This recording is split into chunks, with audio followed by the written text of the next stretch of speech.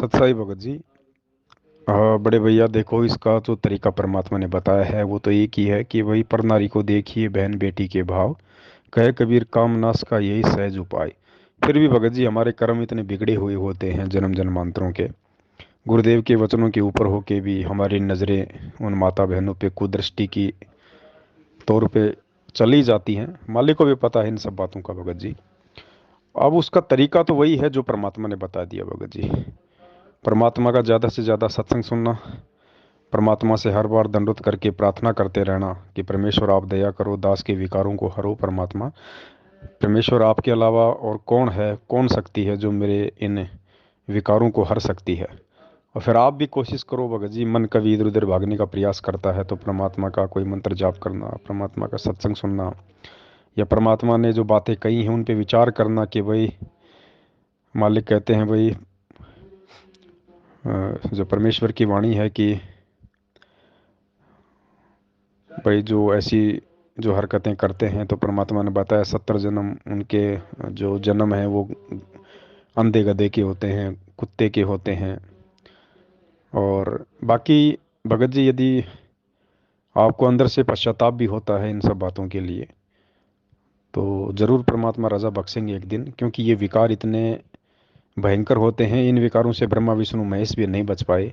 आप और हम तो दो कोटि के जीव हैं, लेकिन इस ज्ञान से, गुरु जी के आशीर्वाद से, और यदि हम टिके रहे इस मार्ग पे, यदि हम लगे रहे इस मार्ग पे, तो एक ना एक दिन परमात्मा जरूर हम पे धीरे धीरे दया बख्शना शुरू कर देंगे। लेकिन कोशिश हमने भी उतनी ही करनी पड़ेगी।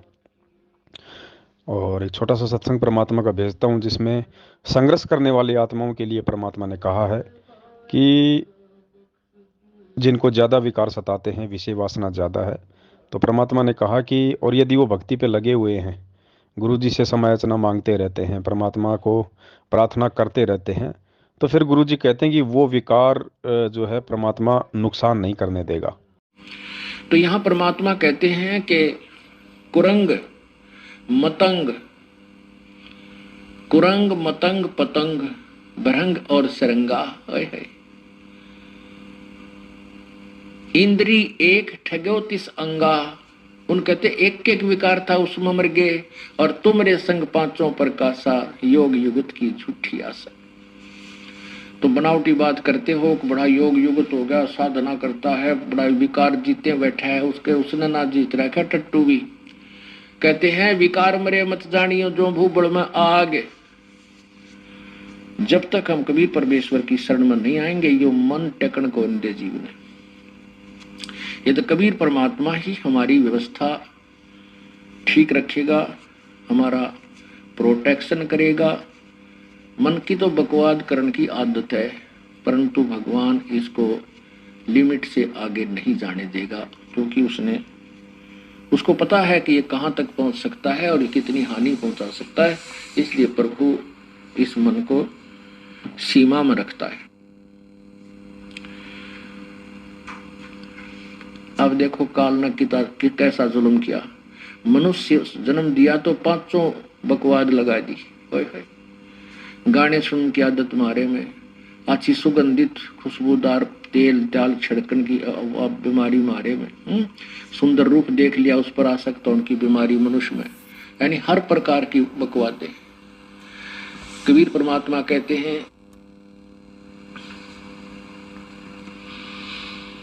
कबीर कुत्ता 30 दिन रुत पे रहे उजास,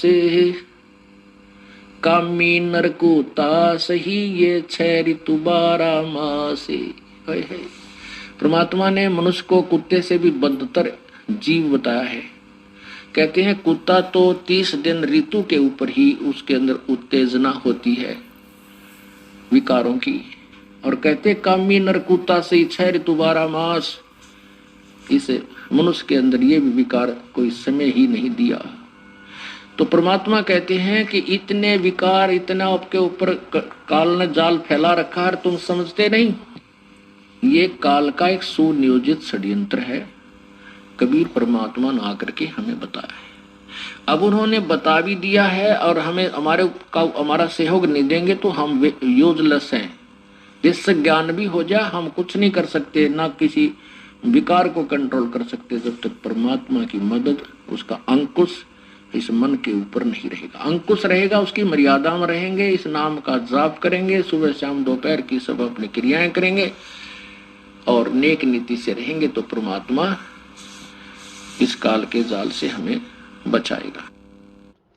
परमात्मा उस भगत को वो हद पार करने नहीं देगा, किसी न किसी कारण से परमात्मा उसको रोक के रखेगा।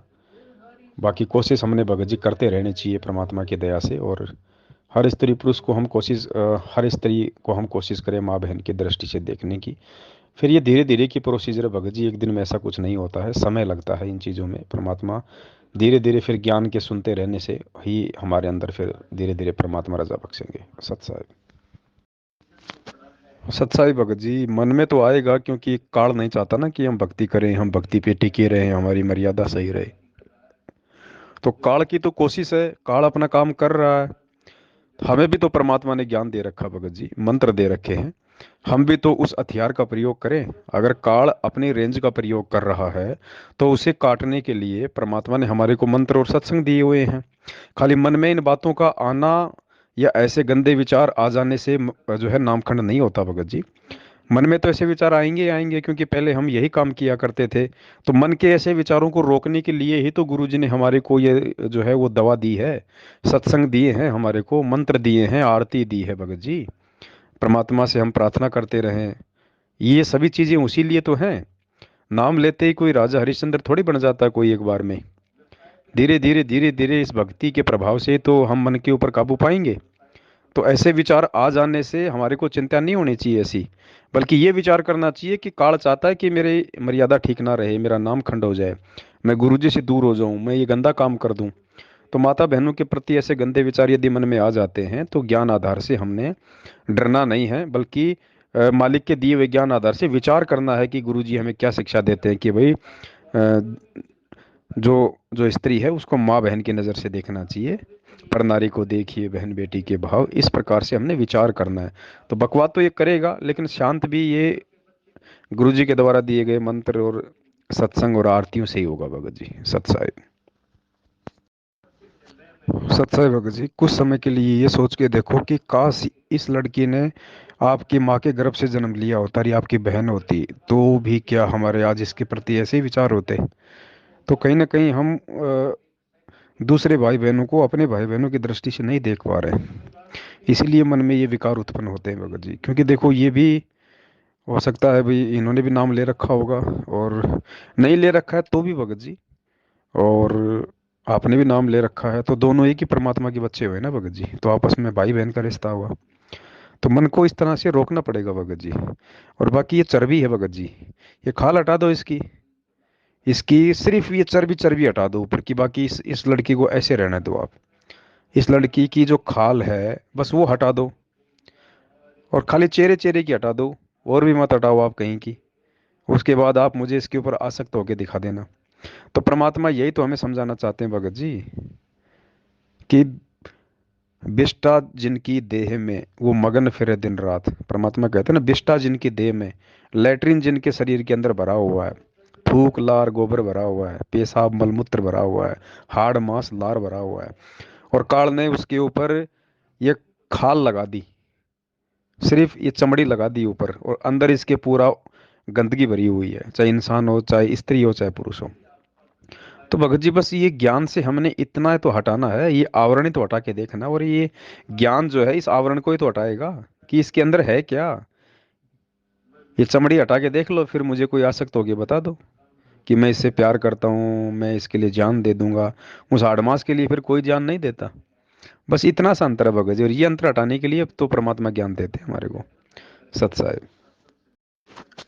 सत्साई भगत जी, परमात्मा ने बताया जब हम सतलोक जाएंगे तो काल क्या करता है, जिस चीज में हमारी यहाँ पे आस्था रह जाती है ना, उसी से संबंधित चीजें वहां पे हमारे सामने ला के खड़ा कर देगा। जिस लड़की में आस्था रह गई तो उस लड़की का रूप बना के काल के एजेंट वहां पे खड़े हो जाएंगे आपको ठगने के लिए। अगर किसी लड़की की किसी पुरुष में आस्था है तो काल के दूत उस पुरुष का रूप बना के वहां खड़े हो जाएंगे। अगर किसी की दोनों में आस्था नहीं है तो वो क्या करते हैं, वहां पे जो अप्सराएं होती हैं, परमात्मा ने बताया 72 करोड़ अप्सराएं हैं, उनको वहां पे भेज दिया जाता है साधक को ठगने के लिए। तो 72 करोड़ अप्सराएं, और वो कितनी सुंदर हैं भगत जी। मतलब यहाँ की जो मिस वर्ल्ड होती है, मिस वर्ल्ड, वो उन अप्सराओं के पैर के नाखून के 100वें हिस्से के बराबर भी नहीं होती। वो इतनी सुंदर होती हैं।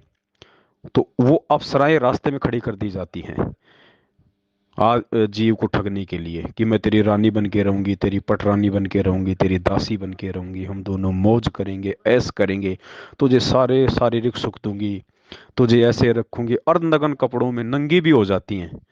तो भगत जी सोचो, यहाँ पे ये 2 कौड़ी की अंजू मंजू से हम नहीं निपट पा रहे, इनसे आस्था नहीं हट पा रहे। हाड़ मास के गू राबड़ी भरी इस शरीर में, टट्टी पेशाब भरा, हम इस शरीर से आस्था नहीं हटा पा रहे। उनका तो नूर का शरीर है भगत जी, उनके शरीर के तो आर पार देखा जा सकता है, और उनके अंग विनंग परमात्मा ने बताया ऐसे हैं।